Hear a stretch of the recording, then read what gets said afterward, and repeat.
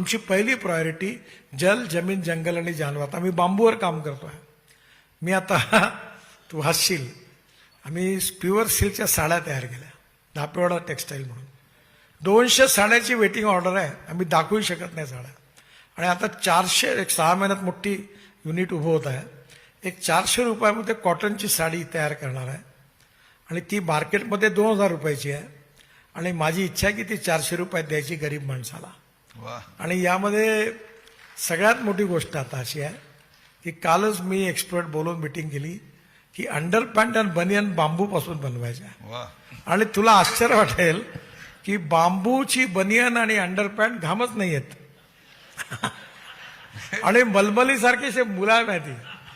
बांबू हे एवढं सुंदर फायबर आहे की ती जर अंडरपॅन्ट बनियन आली तर लोक कॉटनच्या घालणं सोडतील, त्या सगळ्या वापरतील. म्हणजे गडकरी समृद्धीसाठी शेतकऱ्यांना बांबू देत आहेत, तसंच अधिकाऱ्यांना पण बांबू देत आहेत. आणि आता बांबूपासून त्याचे 8 mm चे तुकडे करून NTPC ऑलरेडी 7 रुपये किलोनी ते व्हाईट कोल म्हणून घेत आहे. करेक्ट. आणि पुढल्या काळामध्ये वापरतात वेस्ट लँडवर 17% लँड पडीत जमीन आहे.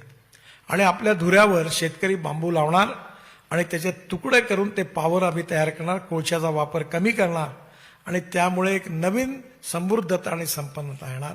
त्याच्यावर आता बांबूच्या फ्रेम्स आल्या आहेत, बांबूचं फर्निचर आलं आहे, बांबूचा आचार आहेत, बांबूचे कपडे आहेत, फॅशन मॉडेल बांबूचे कपडे घालून प्रेझेंट करतात.